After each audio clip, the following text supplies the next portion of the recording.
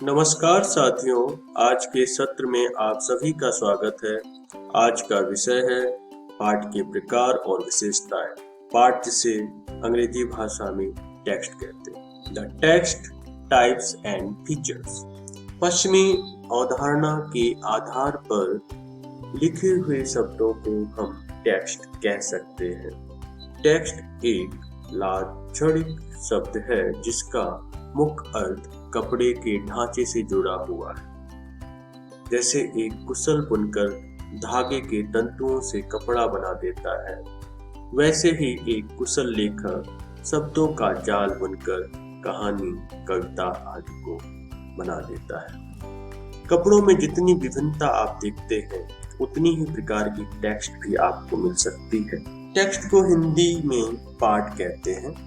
पाठ एक बहुआर्थी शब्द है जिसके अर्थ इस प्रकार हैं: पढ़ाई, सीख, उच्चारण, उदाहरण, अध्याय, सस्वर वाचन, जो पढ़ा जाए, यानी कि लिखित शब्द अर्थात टेक्स्ट। हम जानते हैं कि पाठ की समझ उसकी संरचना और उसकी संरचनागत विशेषताओं से अधिक प्रभावित होती है। ये संरचनागत विशेषताएं लिखित शब्दों को विभिन्न प्रकार के पाठों में वर्गीकृत करने के प्रमुख आधारों में से एक है। संरचना, प्रसंग, शब्दावली, उद्देश्य आदि के आधार पर पाठ के अनेकों रूप हो सकते हैं, जैसे कि विवरणात्मक पाठ, आख्यानात्मक पाठ, तथ्यात्मक पाठ, तार्किक पाठ, प्रभावात्मक या प्रत्यात्मक पाठ। समान विशेषताओं को विलय करते हुए अधिकांश विद्वान दो प्रमुख प्रकार के पाठों की बात करते हैं। अतः हम भी आज के सत्र में इन्हीं दो प्रकार के पाठों तक अपनी चर्चा को सीमित रखेंगे। ये दो प्रकार हैं: आख्यानात्मक पाठ और तथ्यात्मक पाठ। सर्वप्रथम आख्यान पाठ का एक उदाहरण आपके सामने प्रस्तुत करता हूँ, जिससे आप स्वतः ही इसकी विशेषताएं समझ सकते हैं। मोती राजा साहब की खास सवारी कहानी। यूं तो बहुत सीधा और समझदार था, पर कभी कभी उसका मिजाज गर्म हो जाता था और वह आपे में न रहता था। उस हालत में उसे किसी बात की सुध न रहती थी। महावत का दबाव भी न मानता था। एक बार इसी पागलपन में उसने अपने महावत को मारा। राजा साहब ने वह खबर सुनी तो उन्हें बहुत क्रोध आया। मोती की पदवी छिन गई। राजा साहब की सवारी से निकाल दिया गया। कुलियों की तरह उसे लकड़ियां ढोनी पड़ती, पत्थर लादने पड़ते और शाम को वह पीपल के नीचे मोटी जंजीरों से बांध दिया जाता। रातें बंद हो गई। उसके सामने सूखी टहनियां डाल दी जाती और उन्हीं को चबाकर वह भूख की आग बुझाता।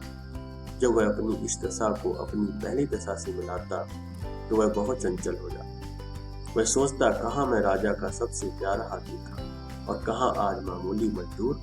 यह सोचकर जोर जोर से चिल्लाता और उछलता।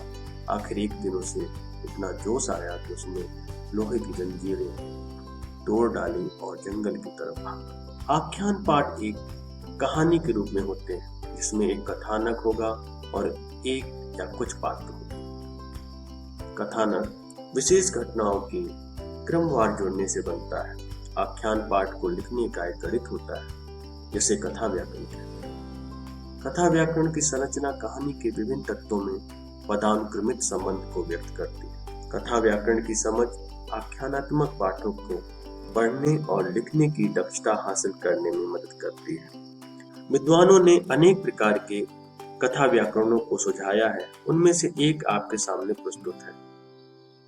कहानी, उसके दो तत्व: कथा परिप्रेक्ष्य और घटना प्रसंग। किसी देश काल विशेष में कोई पात्र है, उसके जीवन के साथ एक घटना विशेष जुड़ी है, जिसका एक प्रारंभ है और एक अंत है। बीच में पात्र के विभिन्न क्रियाकलाप और प्रतिक्रियाएं उस घटना को आदि से अंत तक क्रमवार रूप से बांधे रहती हैं। अब हम कथा व्याकरण के इन्हीं तत्वों को एक कहानी के रूप में परिवर्तित करते हैं। एक समय की बात है, एक राजकुमार था जिसके कई महल थे। एक दिन वह जंगल के किनारे वाले महल में ठहरा हुआ था।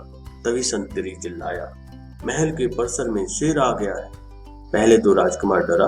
वह सोचने लगा कि इससे अपनी और सेवकों की रक्षा कैसे करें। फिर उसने बचाव के लिए तलवार उठा ली। जब राजकुमार शेर के सामने पहुंचा तो उसने राजकुमार के ऊपर छलांग लगा दी।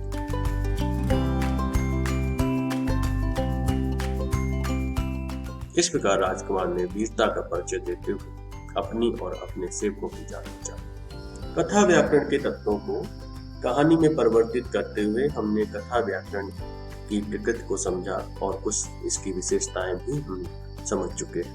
अब हम तथ्यात्मक पाठ को समझते हैं। वह सभी पाठ जिनमें सूचनाएं या विचारों की व्याख्या प्रस्तुत की जा रही हो अथवा दृष्टिकोण या सिद्धांत विशेष को प्रस्तुत या प्रतिपादित किया जा रहा हो, उसे तथ्यात्मक पाठ कहेंगे। आइए तथ्यात्मक पाठ के एक अंश से हम इसको समझने की कोशिश करते हैं। 20वीं सदी के आधुनिक भारत का इतिहास जब लिखा जाएगा तो 2 तारीखें महत्वपूर्ण मानी जाएंगी। पहली 15 अगस्त 1947 जब देश लंबे संघर्ष के बाद अंग्रेजों की गुलामी से आजाद हुआ। दूसरी मई 1991 जब आजाद भारत की सरकार ने उदारीकरण के नाम पर देश को पुनः आर्थिक रूप से गुलाम एवं परावलंबी बनाने की नीतियों को अपनाना शुरू किया। राजनीतिक रूप से तो देश आजाद रहा, किंतु उसकी नीतियां, योजनाएं और कार्यक्रम विदेशी निर्देशों पर विदेशी हितों के लिए संचालित होने लगे। बहुत तेजी से भारत की नीतियों, आर्थिक प्रशासनिक ढांचों और नियम कानूनों में बदलाव होने लगे। इस नीति को वैश्वीकरण, भूमंडलीकरण, उदारीकरण, निजीकरण, मुक्त बाजार, आर्थिक सुधार, नव उदारवाद आदि लुभावने नामों का झुंझुना थमा विकासशील देशों में पूंजीवादी साम्राज्य स्थापित करने का षड्यंत्र कुछ दबंग विकसित देशों ने रचा।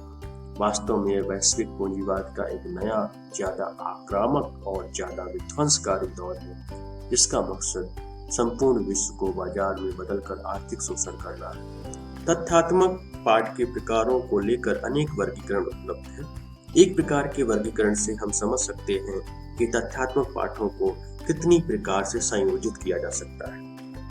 प्रथम, समय अनुक्रम, जैसे कि भारतीय स्वतंत्रता आंदोलन 1857 से 1947 तक। भारतीय स्वतंत्रता आंदोलन से संबंधित विभिन्न घटनाओं को क्रमबद्ध रूप से जोड़ते हुए एक विवरण प्रस्तुत किया जा सकता है। सूचीगत रात्रिचर जीवों की विशेषताएं। तुलनात्मक, भारतीय संघ और अमेरिकी संघ की विशेषताओं की तुलना करके हम दोनों को समझ सकते हैं।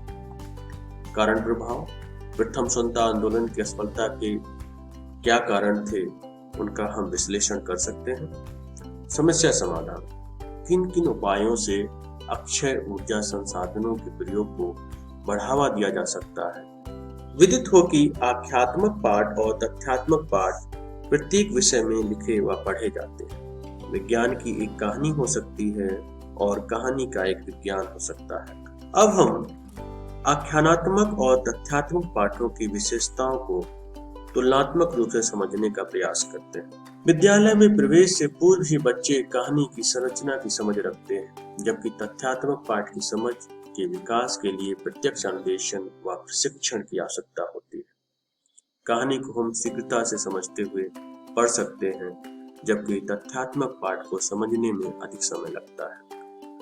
आख्यानात्मक पाठ का संप्रत्यात्मक आधार उन अनुभवों में निहित होता है जो संस्कृति विशेष पर आधारित होते हैं। यही आधारभूत ज्ञान पाठक को अर्थ निर्माण में सहायक होता है। एक वाक्य में कहें तो कहानी कथा से हमारा सांस्कृतिक जुड़ाव होता है। आख्यानात्मक पाठ से संबंधित आधारभूत ज्ञान विशद होता है, अतः तथ्यात्मक पाठ की तुलना में इसकी समझ सहज होती है। जैसा कि हम जानते हैं कि किसी विषय का आधारभूत ज्ञान हम उस विषय की समझ को प्रभावित करता है। आख्यानात्मक पाठ व्यक्तिनिष्ठ होता है। इस तरह के पाठ व्यक्तिगत प्रतिक्रिया के लिए प्रेरित करते हैं, जबकि तथ्यात्मक पाठ के लिए वस्तुनिष्ठ होना एक प्रमुख शर्त होती है। तथ्यात्मक पाठ में तकनीकी शब्दावली का प्रयोग अधिक होने से ये आख्यानात्मक पाठ की तुलना में अधिक दुरूह होते हैं। तथ्यात्मक पाठ की समझ विद्यालय की निचली कक्षाओं में कम होती है। समझ को बढ़ाने के लिए शिक्षक या पाठक को विभिन्न रणनीतियों जैसे KWL प्रविधि आदि का प्रयोग करना होता है, जबकि यदि आख्यानात्मक पाठ के कुछ अंश हटा भी दिए जाएं, तब भी बच्चे उसको समझ जाते हैं और उनको पूरा भी कर सकते हैं। अब हम यह देखकर भी समझ सकते हैं कि दोनों प्रकार के पाठ किन किन रूपों में हमारे सामने आते हैं।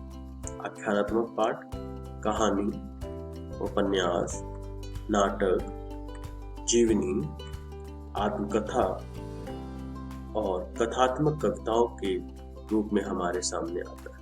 तथ्यात्मक पाठ शोध पत्र, शोध ग्रंथ, रिपोर्टाज, तकनीकी निबंध, विचारों या सिद्धांतों की विवेचना, प्रशासनिक एवं न्यायिक आदेश के रूप में हमारे सामने आते हैं। आशा है कि आज का प्रकरण पाठचर्या परंतु भाषा विषय की समझ के विकास में सहायक होगा।